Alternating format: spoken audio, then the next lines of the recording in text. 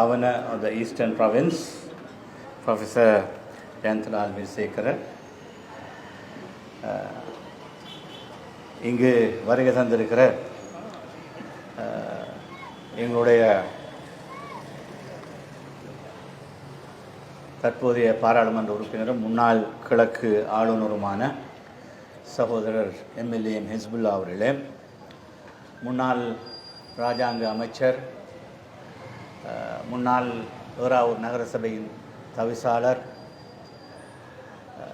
சகோதரர் அசைத் அலிசாஹிர் மோதானா அவர்களே, தற்போதைய நகரசபை தலைவரும் முன்னாள் பாராளுமன்ற உறுப்பினருமான சகோதரர் நலீம் அவர்களே, இங்கு வருகை தந்திருக்கின்ற எமது கட்சியின் பாராளுமன்ற உறுப்பினர், முன்னாள் புத்துவில் பிரதேச சபை தவிசாளர் சகோதரர் வாசித் அவர்களே, ஏறாவூர் பிரதேச செயலாளர் சகோதரர் முசாமில் அவர்களே, இங்கு வருகை தந்திருக்கின்ற உள்ளூராட்சி ஆணையாளரும் செயலாளருமான சகோதரர் ஏஎல்எம் அஸ்மி அவர்களே, மட்டக்களப்பு மாவட்ட உள்ளூராட்சி உதவி ஆணையாளர் சகோதரி ரிஃப்கா அவர்களே, காத்தாங்குடி நகரசபை தவிசாளர் சகோதரர் அஸ்வர் அவர்களே,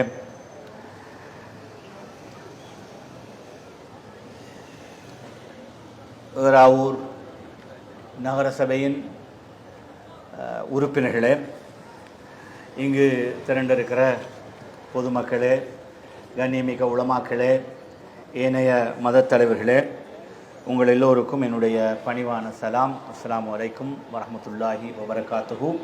அன்பான வணக்கம், ஆயுபோவான் என்று சொல்லிக்கொண்டவனாக.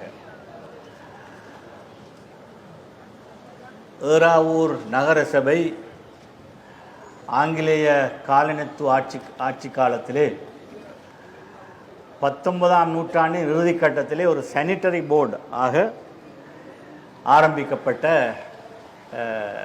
ஒரு உள்ளூராட்சி அமைப்பு. இன்று ஒரு நகர சபையாக அது வளர்ந்திருக்கிறது. இந்த வளர்ச்சி பாதையிலே பலரும் பலவாறான பங்களிப்புகளை செய்திருக்கிறார்கள்.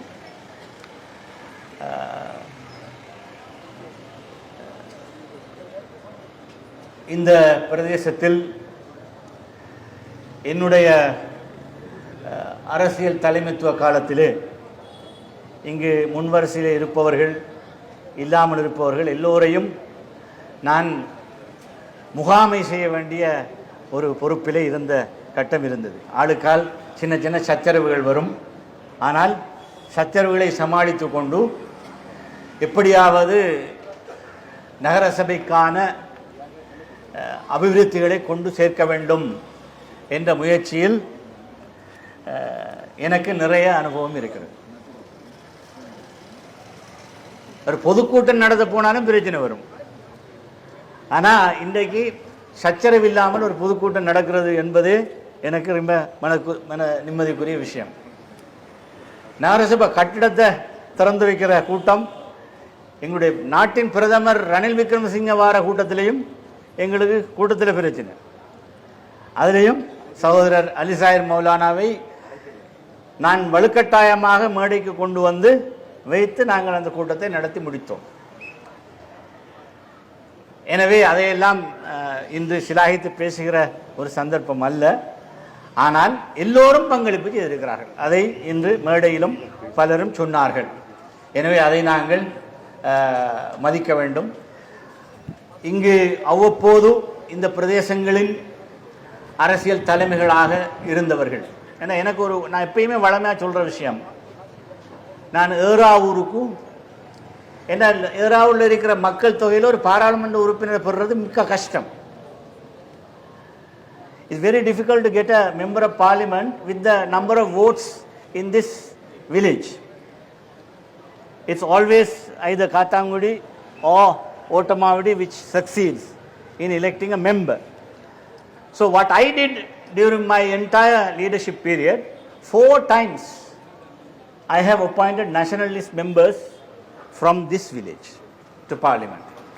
4 தடவைகள் நான் தேசிய பட்டியலை இந்த ஊருக்கு கொடுத்து கௌரவித்திருக்கிறேன் என்பது எனக்கு இருக்கிற ஒரு திருப்தி. எனவே இந்த ஊர் முன்னேற வேண்டும் என்பதற்காக நிறைய பேர் பலவிதமாக பல கட்டங்களிலே பல சேவைகளை செய்திருக்கிறார்கள். நான் எனக்கு ஞாபகம் இருக்கிற அடிப்படையில் இங்கு சொல்லப்பட்டது, இந்த சந்தை கட்டிடத்தை முடித்து கொடுப்பதற்காக 125 மில்லியன் ரூபாய்களை நான் நகர அபிவிருத்தி அமைச்சராக இருந்தபோது ஒதுக்கியிருந்தேன். அதே போல ஆஃபீஸ் பில்டிங் உடைய நகரசபை கட்டிட அபிவிருத்திக்கு இன்னொரு 25 மில்லியன். அதே போல அந்த ஏராவூர் லகூன் ரோட் 60 மில்லியன் ஒதுக்கினோம். அதே போல Ahamed Fareed play ground boundary wall அதுக்கு 40 மில்லியன். இப்படியெல்லாம் செய்து இன்னும் 20 மில்லியன் கன்ஸ்ட்ரக்ஷன் கல்ச்சரல் ஹால் அதுக்கு செஞ்சோம்.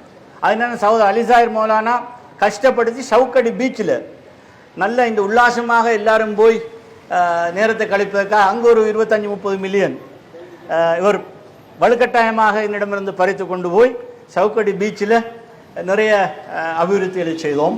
ஆனால் அந்த அபிவிருத்தி இப்போ என்னென்னா ஒரு பிரதேச சபை அது ஒழுங்காக பராமரிக்கிறது இல்லைன்னு ஒரு கேள்வி வருது. எனவே உள்ளூராட்சி ஆணையாளர் இதில் கொஞ்சம் கவனம் செலுத்தி அதில் ஒரு பற்று பிரதேச சபை, எனவே அந்த அந்த பராமரிப்பு விஷயங்களில் கொஞ்சம் கவனம் எடுக்க வேண்டும். ஏன்னா நிறைய இந்த பிரதேசத்து மக்கள் தான் அங்கே ஓய்வு நேரங்களில் போய் பெண்களையும் பிள்ளைகளையும் கூட்டிக் கொண்டு போய் ஒரு கழிக்கிறதுக்கான நல்ல ஒரு பிரதேசம். அது மட்டுமில்லை, எங்களுடைய நிறைய உத்தேச திட்டங்கள் இருந்தது.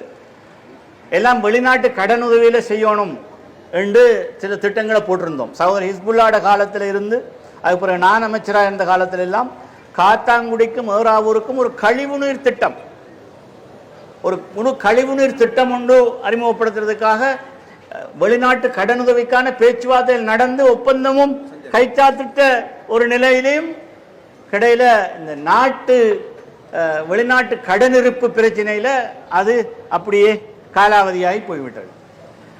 ஆனால் இதுக்கெல்லாம் திட்டங்கள் போடப்பட்டது. வடிகால் அமைப்பு திட்டம், அதுக்கு நிறைய திட்ட வரைவுகள் செய்யப்பட்டது. இப்போ இங்கே ஆற்றக்கரை பக்கம் ஒரு உல்லாச பயணிகளுக்கான நல்ல ஒரு திட்ட வரைவு ஒன்று சேர்மன் செய்திருக்கிறார். அதே போல நான் எப்பயுமே சொல்ற விஷயம், இன்றைக்கு எல்லோரும் பாசிக்குடாவை பற்றி கதைக்கிறாங்க. ஆனால் புன்னக்குடா அதை விடவும் நல்ல ஒரு உல்லாச பயணத்துக்கான நல்லது பிரதேசம். அதை போல ஒரு பீச்சை நாங்கள் பாசிக்குடாவை விட நல்ல பீச்சாக அதை நாங்கள் மாற்றலாம். ஆனால் புன்னக்குடா இன்னும் அபிவிருத்தி அடையாமல் இருக்கிறது என்பது மிகவும் கவலைக்குரிய விஷயம். ஆனால் அதை முன்னேற்றி எடுக்க வேண்டும். அதில் இருக்கிற நிறைய எல்ஆர்சி காணிகள் அதை பாவித்து நாங்கள் அமைச்சர் எங்களுடைய அலிசாயர் மௌலானா இருக்கிற நேரம் முரக்கொட்டாஞ்சேரியிலிருந்து இந்த ஆர்மி கேம்ப் கொண்டு வந்து இங்கே கொண்டு போய் அந்த எல்ஆர்சி காணியில் கொண்டு வந்து அமைக்கிறது திட்டங்கள் போட்டாங்க. அங்கே இல்லை பாடசாலையில் வந்து ஆர்மி கேம்ப் ஆகட்டணும், எனவே நாங்கள் இங்கே கொண்டு வருவோம் முயற்சி நடந்தது. நாங்கள் போய் சண்டை பிடிச்சி டிஃபென்ஸ் கமிட்டியில் பேசி ஆர்மி கமாண்டர்கிட்ட கழிச்சு ஹெவி ஆர்டிலரி யூனிட் அந்த அப்படியே கொண்டு வந்து இங்கே ஆர்மி கேம்ப் போடுறதுக்கு முயற்சி செய்யப்பட்டது. அதை மிகுந்த கஷ்டத்தோடு தடுத்து நிறுத்தினோம். ஏன்னா அந்த காணி பொது வேலைகளுக்கு தேவை, நிறைய விஷயங்கள் நடக்க வேணும். ஒரு ஃபேக்டரி அமைப்பதாக வந்து அது ஒன்றும் அரைகுறையில் நிற்குது போல விளங்குது. ஃபேப்ரிக் பார்க் ஒன்று செய்யப்பட்டு அது அரைகுறையில் நிற்குது. ஆனால் நிறைய ஒரு ஏற்றுமதி வளையமாக அதை மாற்ற வேண்டும் என்ற முயற்சிகள் எல்லாம் செய்யப்பட்டது. இப்படி நிறைய விஷயங்கள் செய்து முடிக்க வேண்டிய விஷயங்கள், அரைகுறையாக இருக்கிற விஷயங்கள், திட்டவரைவு செய்யப்பட்ட விஷயங்கள் என்று இருக்கிற எல்லாவற்றையும் ஒழுங்காக செய்து முடிப்பதற்கு எதிர்காலத்திலே அதற்கான வசதி வாய்ப்புகள் கிட்ட வேண்டும்.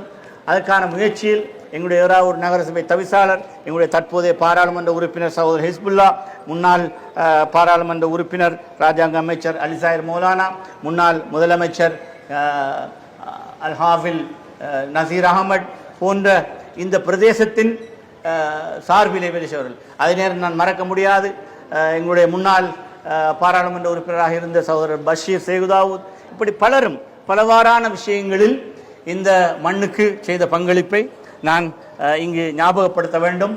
நீண்ட நேரம் பேசுகிற ஒரு சந்தர்ப்பமாக ஆக்க விரும்பவில்லை. துரதிருஷ்டவசமாக இந்த நாட்டினுடைய பொருளாதார சிக்கல் ஒரு மாதிரி தீர்ந்துவிடும் என்று எதிர்பார்க்கிற போது அமெரிக்காவும் இஸ்ரேலும் சேர்ந்து இன்றைக்கு ஒரு நாடையும் முன்னேற்ற நிலைமைக்கு கொண்டு வந்துட்டாங்க. சும்மா தேவையில்லாத யுத்தத்தை தொடங்கி இன்றைக்கு எண்ணெய்க்கு பிரச்சனை, எரிவாயுக்கு பிரச்சனை, எல்லாத்துக்கும் பிரச்சனை. இப்படி போகிற நேரம் நாட்டினுடைய பொருளாதார மீட்சிக்கு அல்லது அபிவிருத்திக்கு என்று ஒதுக்குற பணத்தை இனி சரிவர ஒதுக்க முடியாத ஒரு சிக்கல் எங்களுக்கு ஏற்பட்டுவிடும் என்ற ஒரு ஆபத்து நிலவுகிறது. அதுக்கு மத்தியில் உலக நாணய நிதியம் புதிய கட்டுப்பாடுகளை போட்டிருக்கிற காரணத்தினால் இன்றைக்கு உள்ளூராட்சி சபைகளும் மிக கஷ்டத்தில் இருக்கிறது. எனவே I must bring it to the notice of the governor that it has been a problem with all the local authorities. The decision by the IMF and subsequently the decision by the government and the treasury to ask all the local authorities to bear at least 30% of the cost of the salary bill. That's a big issue. Now that has to be solved. Now from by the middle of this year, even the whatever money that have been saved have all been spent. 6.5 million to pay the salary. Yes, now they need 6.5 million to pay the salary alone. 40%. 40% now. So this is a big issue. So I hope the governor will take it up with the central government, and the honorable commissioner is also there. They are all aware of this acute problem that the local authorities are facing in the country. It's not only for Eraur urban council, it is a common problem. Therefore, except for Colombo and Kandy municipal councils, I think all the rest are finding it difficult to survive. So in this situation, a policy decision must be taken to assist the local authorities continuously by the central government to meet their salaries. On top of it, I am told there is excess staff. These development officers have been dumped. Yes, so they had to be sent to other places so that at least their monies can be saved. இதெல்லாம் இருந்தால் கொஞ்சம் இந்த பிரதேசத்தின் அபிவிருத்திக்கு உள்ளூராட்சி சபைகள் கூடிய வேலை திட்டங்களை செய்வதற்கு அந்த நிதிகளை ஒதுக்க முடியும் என்ற விஷயத்தையும் சொல்லி, இந்த விஷயத்தில் ஆளுநர், எங்களுடைய உள்ளூராட்சி ஆணையாளர் உட்பட ஏனையவர்கள் கவனம் செலுத்த வேண்டும் என்று பணிவாக கேட்டு என்னுடைய உரையை நிறைவு செய்கிறேன். நன்றி. வாரதாவான அல்ஹம்துலில்லாஹி ரப்பில் ஆலமீன். அஸ்ஸலாமு அலைக்கும்.